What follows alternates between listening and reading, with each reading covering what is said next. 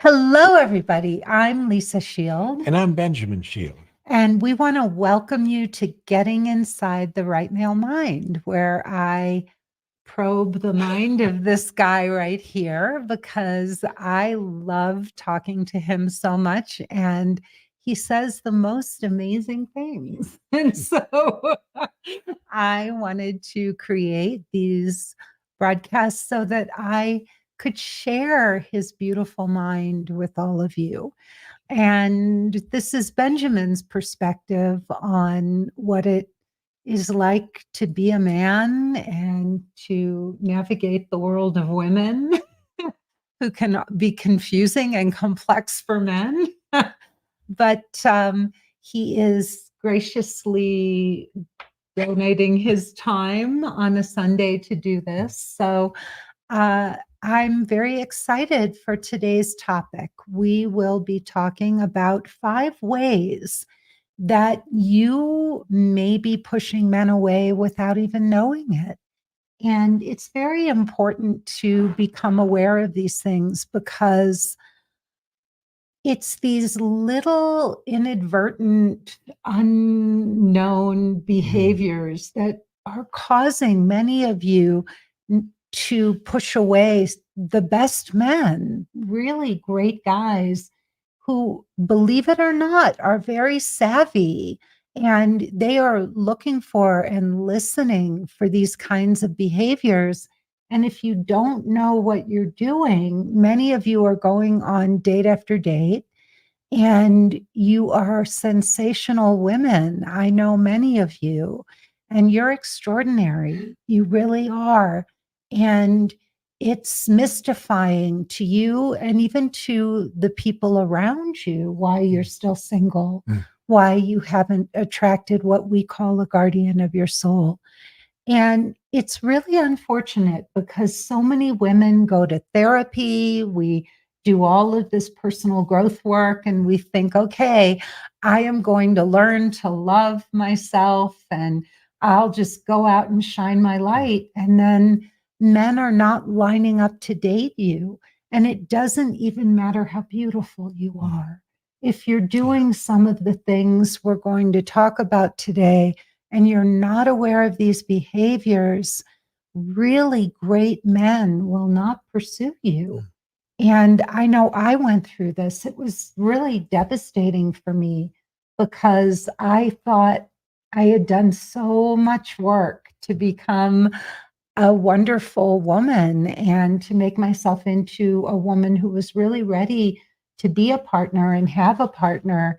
And I think I did a lot of things that turned men off without even knowing it. In fact, I wish I had had this list that we're going to talk about today. So, babe, the first one that, and these I've really pulled from conversations with you, things that you have said over and over again. And just so everybody knows, Benjamin works with me side by side in my business, in our business. I like to think of it as ours. I may have started this whole shebang, but Benjamin has really, really brought a level, a whole different, put this business into a different stratosphere by coming on our live Q&A calls and writing the online dating profiles for our clients. So these are things that I've pulled from our conversations and things that you say repeatedly about why our clients, many of our clients, and women in general turn men off. So the first one that you bring up all the time, and this really comes from writing the profiles. When you write the profiles, you will often come to me and you'll say, she sounds amazing, absolutely amazing. But this woman's life is so full. She has so much going on. She's so busy that any man with any sense of himself would think, wow, she's great, but I would have to fit into her life. Right. And I think one of the last things a man wants to do is to live someone else's dream. Mhm. And so, in profiles, when people give descriptions of what they do and what they're passionate about, that it could seem like so full, like they're going to these clubs, they visit their grandkids or their kids, several times a week. They're on the phone with their girlfriends. All these things that they say, and a man will read this or perceive this, and man wants to get into a relationship because he wants a one-on-one relationship, and he doesn't want to try to fit into the fabric of someone else's life so completely that he may lose himself. Well, and I think, women go on dates and they talk about everything they're doing, their work, their careers, their grandkids, their kids, their travels, their, pickleball and this thing and that thing, and how they're going and doing. And I, from what you've said, any man listening to that would think, oh my God, does she ever relax? Yeah. And also, what could she and I do that is really significant for her, that's more important to what her life is already? Yeah, like you would have to be proving yourself or somehow maybe your career. Like I know for you, when we met, you really were so devoted to your career and your dog. Like you had your dog, your career, but it's not like you were, and you're teaching, you taught, which was something else, but you really wanted a woman that you could just relax with and be with, that kind of woman. You don't watch sports, but the kind of woman who, if you were sitting on a Sunday watching a game, would just sit down or curl up next to you and just be with you, even if she wasn't into football. Or if you wanted, like sometimes you'll say to me, we'll watch TV on a weekend. You'll be, exhausted from too much profile writing and too many sessions. You're a manual therapist. And so by the end of a week, you have given so much. And on a Sunday, all you want to do is just curl up with me and the dogs and maybe watch a movie or go out to a dinner and just be together. Right. And if Sunday rolls around and they said, well, it's my nephew's birthday party today, and after that, I thought we'd get together with, my girlfriend or this couple, and guys are on a different frequency. Some guys are and might really enjoy that. But speaking for the vast majority of men, that we are really looking for a one-on-one relationship. And all of the other things become ancillary, become, kind of in the background. I often talk about focusing a single lens reflex camera, one of the cameras that are almost obsolete now. And you can focus what's in the foreground and what's in the background. And so before a man and a woman get together in a woman's life, all these things may be in the foreground. But when she meets the man, to change the focus. So they're still in the picture, but they're more in the background, and the man is more in the foreground. And the other, I think, as we're talking about this, um, what I would encourage a woman to do who's on a date with a man, and if she does have a rich and full life, I know when we met, I had a lot going on because I was getting my master's degree. I was working with Don Miguel, so I was going one weekend a month to San Diego for a dreaming group that I was importing and manufacturing. I was manufacturing and I was traveling and doing trade shows and all. And so I think it's very important for a woman to say, I have this rich and full life, but what I'm really looking for is a partner and a man to share it with me and for me to share his life with him. Exactly. And I realize that I am very busy And partly I'm busy because I'm single. And if I had a partner, Mm. we would look at how we would co-create or we would create our life together Yeah. so that you let a man know that there's room in your life for him. I think so many men walk away from dates and their heads are spinning and they're thinking, oh my goodness, she's awesome. Like, I really think she's great, but I just couldn't begin to keep up with her. Yeah.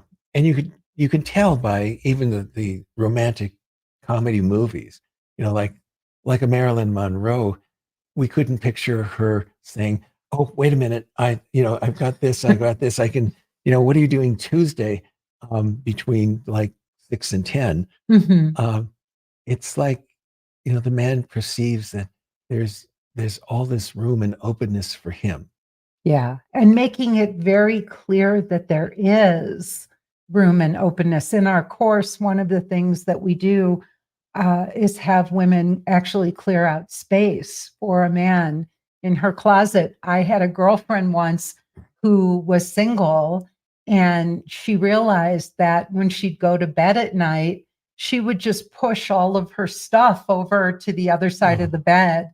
And the whole bed was full of stuff.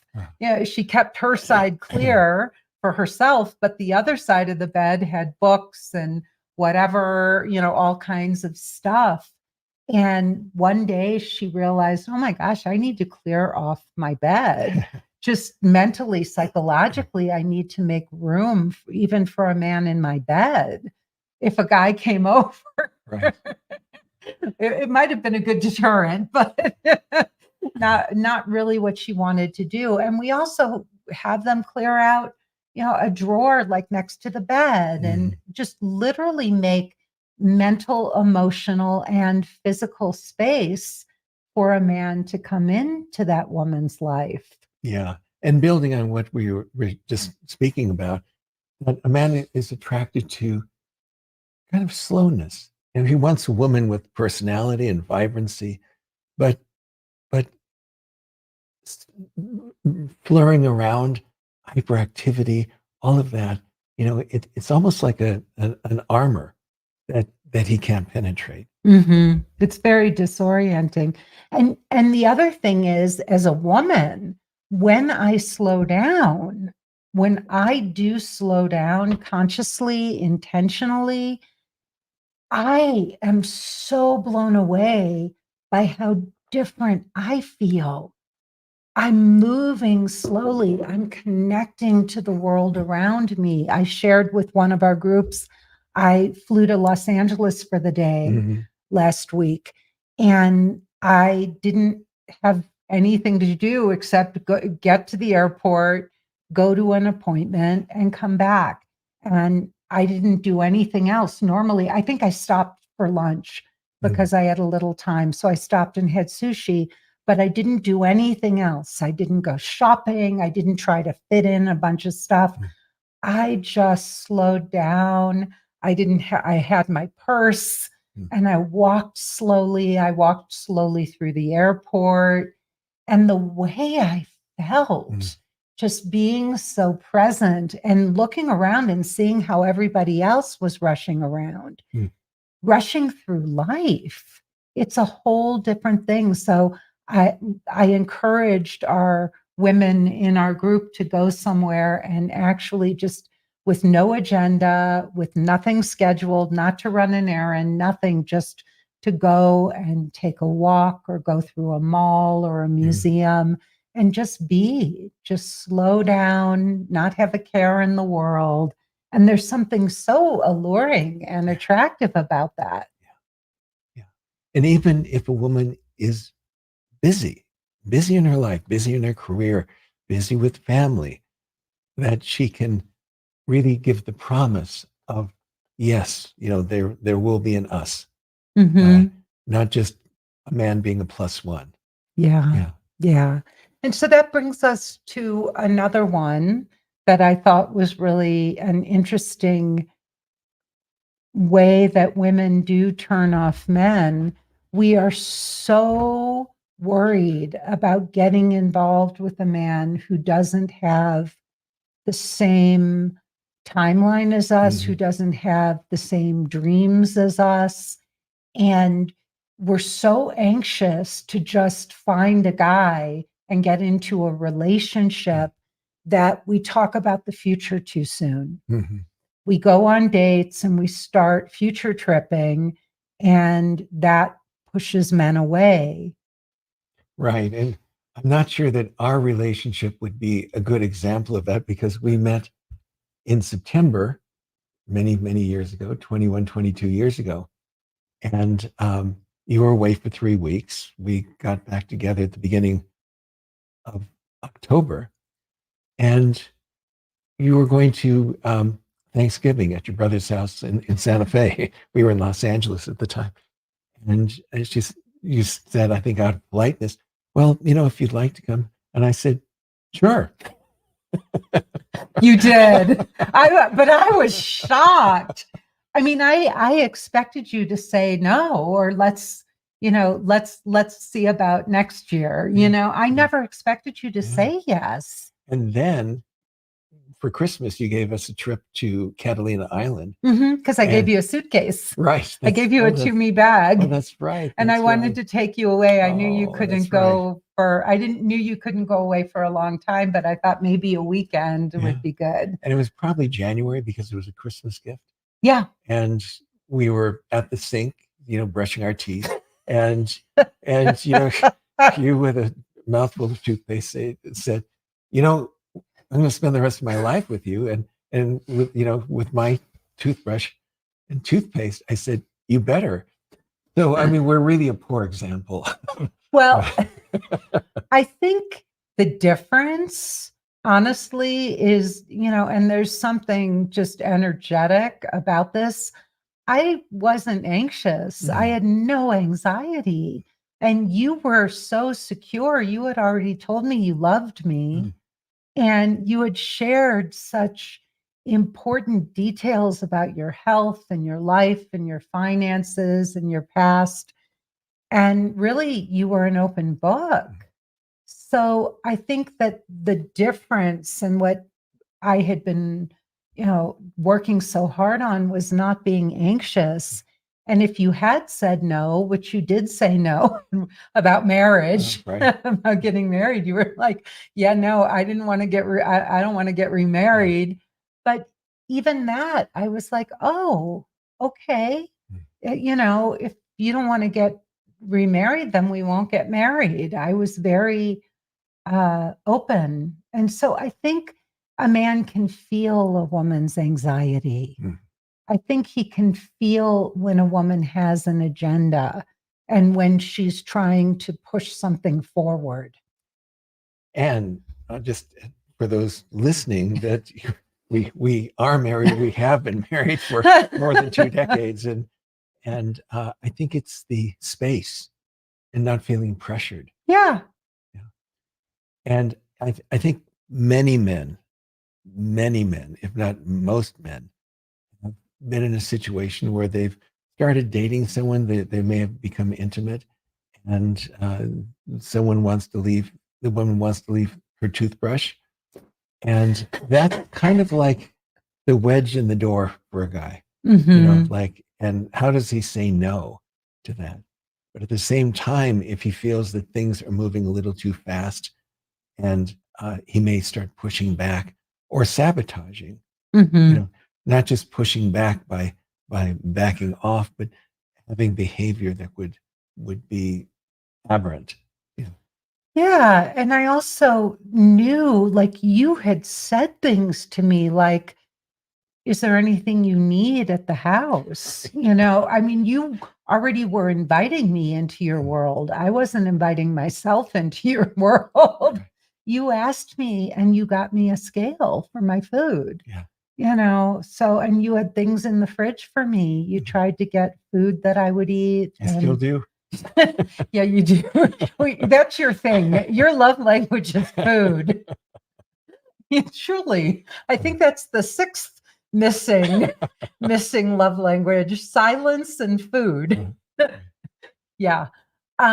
So the other distinction, is also, I was thinking about this, is that when you're on a date, there's a big difference between planning the future Mhm. and saying, well, let's go here and let's go, and Mhm. talking about the future and asking somebody what they're looking for. Mhm. So it's one thing to say, what are you looking for? What are your dreams in terms of meeting somebody, a future? How do you see that? That's different than planning the future together. Because the other, what are you looking for, could be asked on the first date. Yeah. And I think that it should be prefaced by what the woman is looking for. May I share with you what my dream would be? And also making it very clear we're on I'm not thinking we're a match. Right. I'm not thinking we're a match. I need time to get to know somebody. But ultimately, my ultimate goal is to find someone to share my life with me. Yeah. So it's important to say to a man, look, I'm not Mm. rushing into anything with anyone.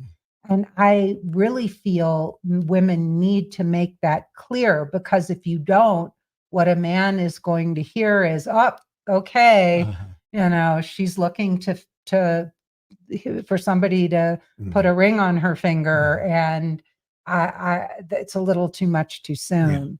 So I think it's very, very important when you have that "what are you looking for" conversation, that a woman makes it very, very clear. I am not rushing into anything with anybody, not with anyone.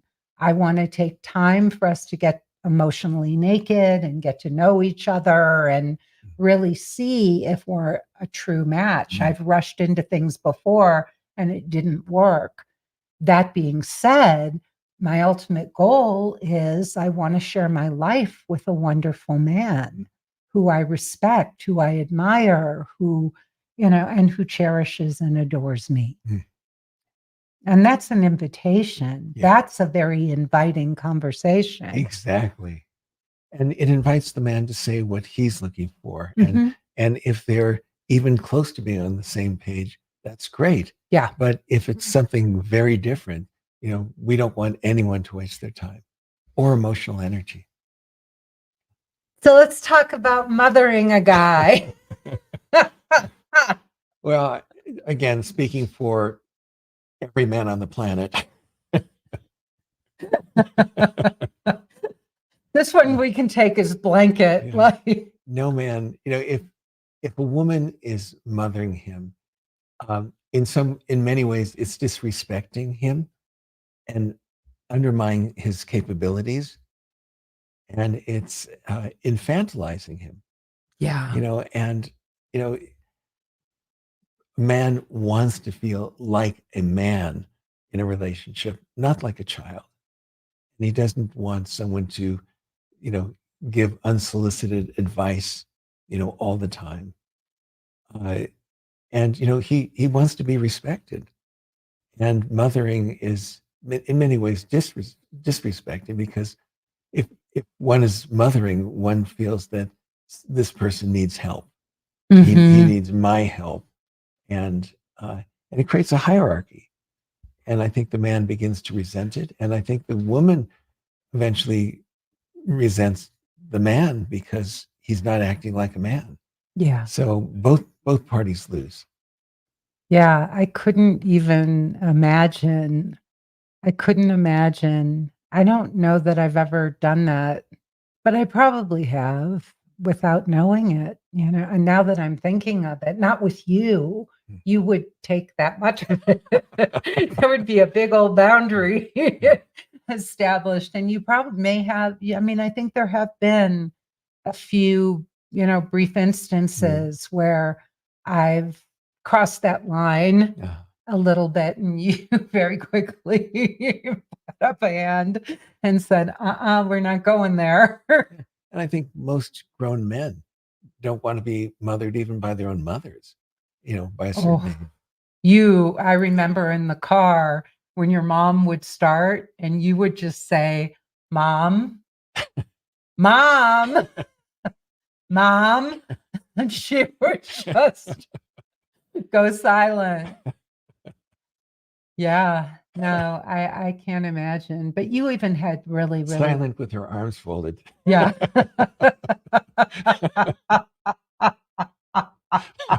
She knew you really well, though. She did. And you had her, uh, she knew when you put down that, that rule. And she know, she respected your boundaries. And I don't think when you were younger, but I think when you became a man and you were very clear about things, she really knew more or less when to step back and not push. Wow. I had a client once when I was in Los Angeles, and his girlfriend was being kind of mothering. Excuse me. In a session, she was being mothering. And I remember I said to her, men don't want to be mothered. And he was a very big African American man. And he looked at her and he said, yeah, I already got one mother and I don't want another one. And I remember the look on her face. And this man had been a former gang member. And he was like, really, he's like, I don't get violent. I don't push you around. I'm very respectful of you, but just know that Lisa is right. I am not looking for another mother. And that really stuck with me, and not only is it a turnoff and it's going to push men away? And I think so many women they think that they're being helpful because when you're a mother and you're mothering your children, that's what you're supposed to do. But when you're with a grown man and you start treating him like a child and talking to him like he's a child, I think some women just aren't even aware of it. They don't even know they're doing it. And I think a lot of women, I really want to speak to they think they're being helpful. They think they're doing something good when they do that. They think they're helping. And what they're really doing is they're talking down to a man. They're treating him like a boy and not a man. And the solution to that is to speak up to a man and to listen.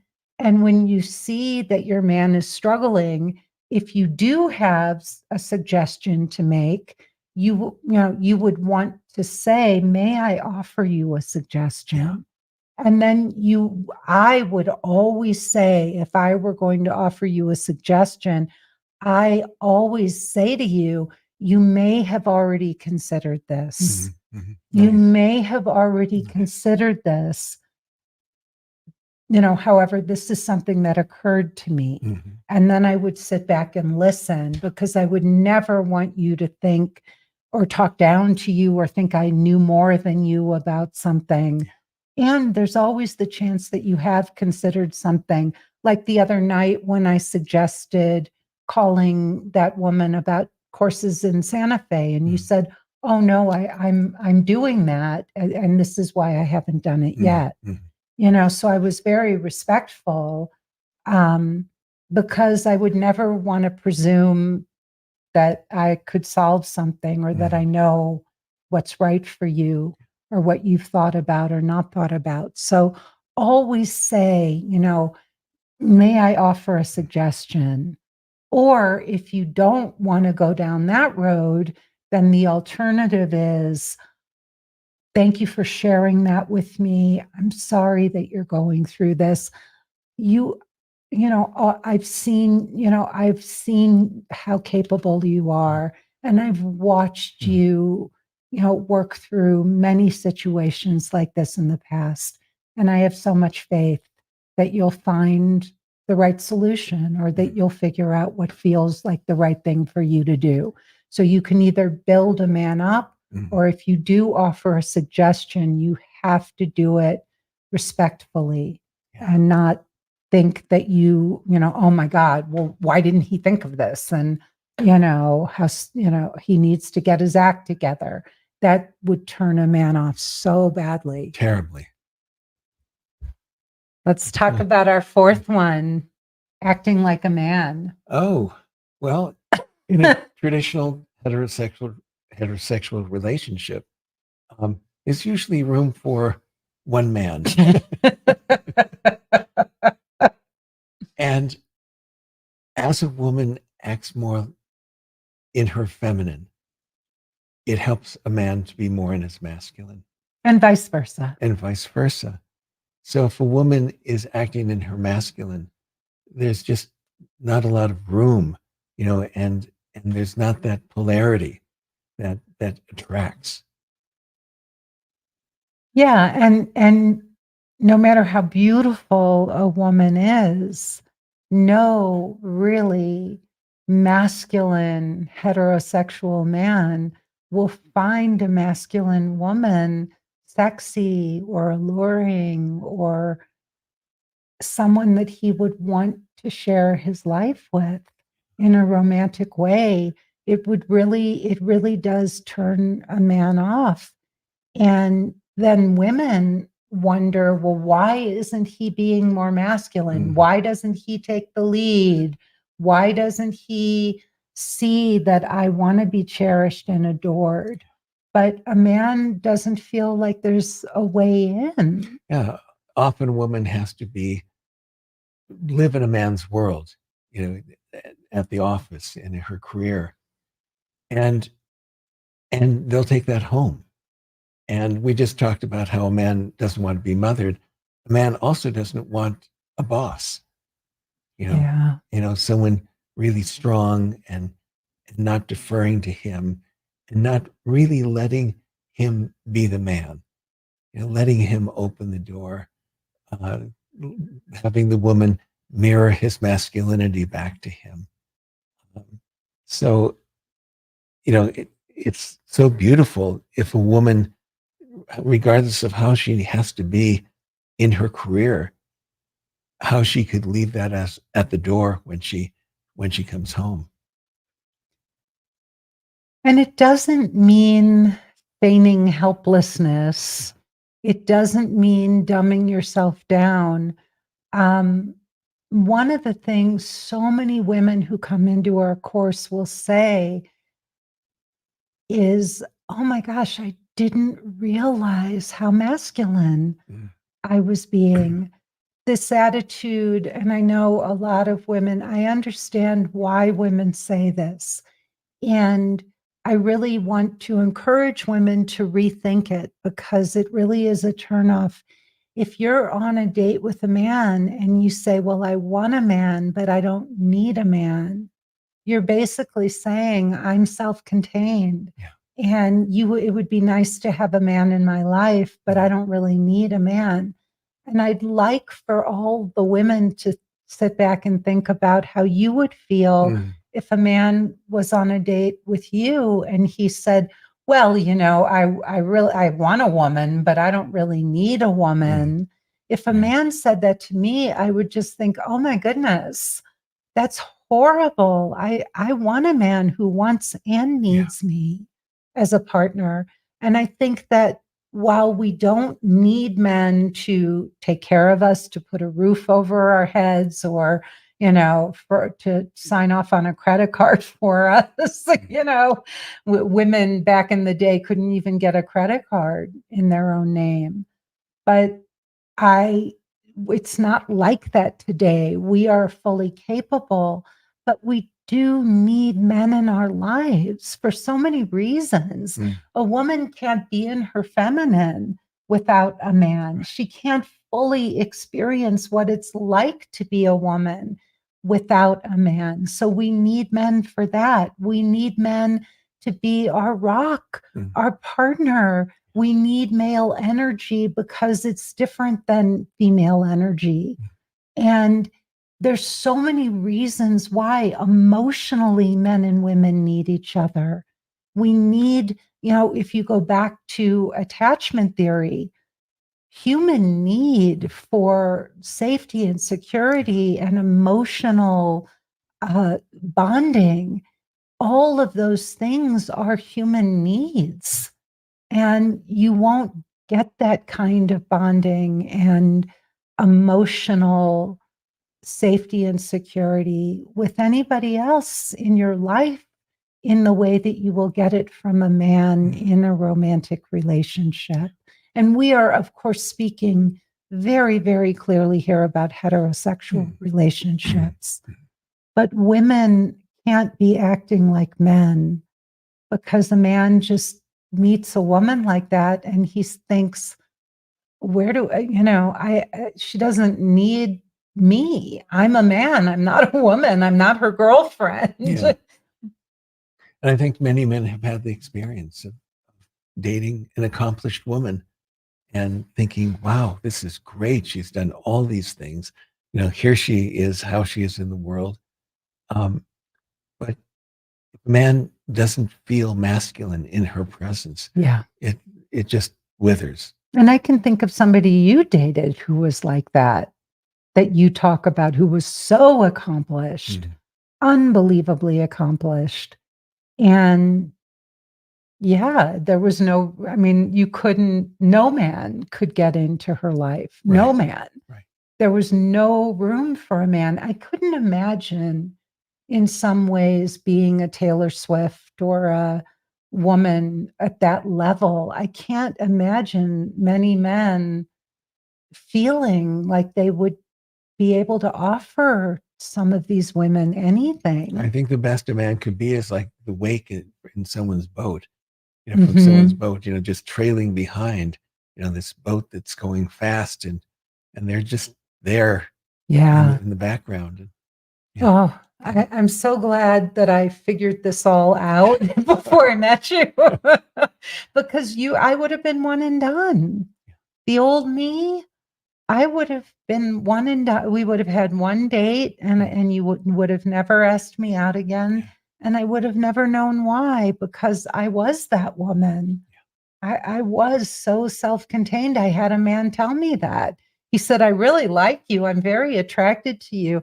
But after our first date, I can see, I always listen when I'm on a date to, for what I can do for this woman, how I can be there for her and support her and be a part of her life. And he said, you don't need anyone. And the saddest part was I had carefully crafted that image, thinking that was a good thing. Yeah.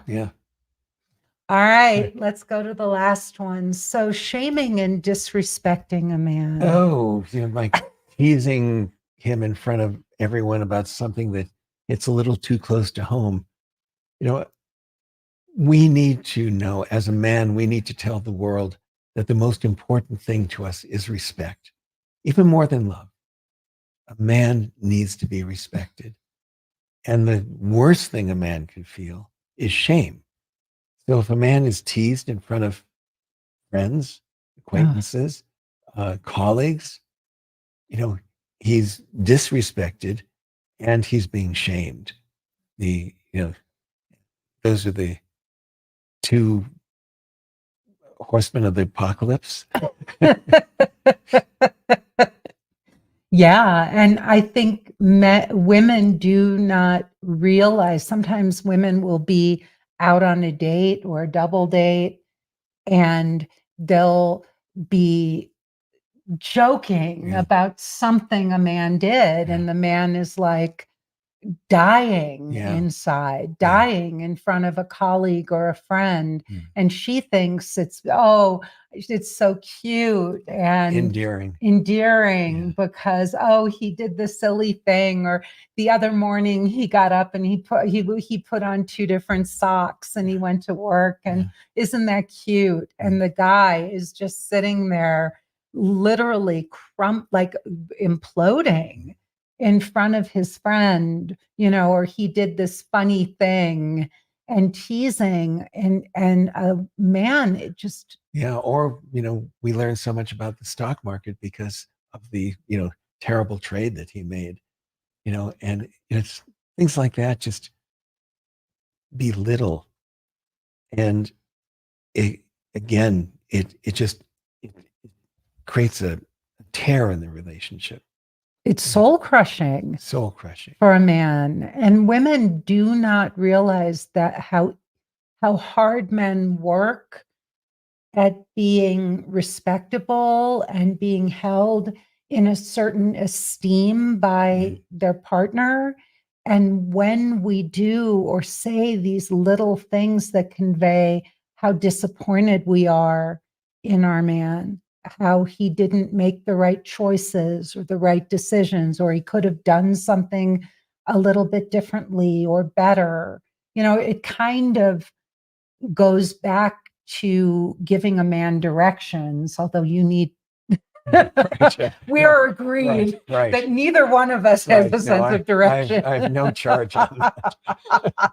But when a woman is with a man and he really is wanting to seem capable and like he's in control or in charge, and she's saying, well, you missed the turn all the way back there, a man just feels so shamed because he really wants to look good in her eyes, or like he's got things under control. And in her eyes, and if she does it in front of other people, even strangers, that's magnifies the situation. Yeah.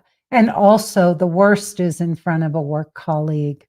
Mm-hmm. If you demean a man in front of his colleagues, they think, oh, well, this, he's not, how can he let her treat him that way? And this is like, it doesn't just make him, it makes him look like he's not capable. Yeah. And the colleague may not have any judgment, but the man feels judged. He shrinks. Mm-hmm. Yeah, but any man would look at a man whose girlfriend or wife talk down to him and think, whoa. That's true. Yeah, he would lose respect for a man who would allow his girlfriend or wife to do that and not put up a boundary. That would be a big deal. So these are some of the ways, there's many, many, many more blind spots that we have as women. And these are some of the ways that you may be inadvertently turning men off. I would carefully consider all 5 of the things that we just shared: being too busy, talking about the future too soon, mothering a man, acting like a man, and, disrespecting and shaming a man. So these are very important things that women miss. You may not even see yourself doing them. In fact, as we were talking, I was rifling through my memory bank and I was thinking about, wow, did I do these things, and how may I have done some of these things in the past? And I'm guilty of all 5 of them. I didn't even know I was doing these things because I didn't have the awareness. And my sense is I probably turned off so many men, especially because I thought I was this fabulous woman who had it all together. I thought I was a prize and a catch. And in many ways I was. But I didn't know how to be with men. So on paper, I looked good, but my interpersonal relationship, my interpersonal skills were not good. And I was inadvertently pushing men away and turning them off. And I'm sure many of you are doing some or all of these same behaviors. So it's been a pleasure. Thank you so much for joining us today. Please, if you'd like to learn more, go to lisashield.com, click the button all over my website to watch my free 45-minute presentation, and stay to the end so you can sign up for a breakthrough call with a member of my team to learn more about how you can work with us to get this solved. It's one thing to hear these things. It's another thing to be immersed in a 6-month program with experts who can help reflect back to you how you are doing these behaviors, because most of us are blind. These are blind spots for almost all of you. And it's very hard to recognize these behaviors in yourself. So working with experts is really important so you can start to break some of these bad habits. I will be doing a live launch. It is coming up on February 5th. This is something else you can sign up for. So if you get on our mailing list, or let me put the link right here, I will be sharing so much amazing information. So you can go to lisashield.com/masterclass, and that will take you to the link to sign up for my 5-day launch.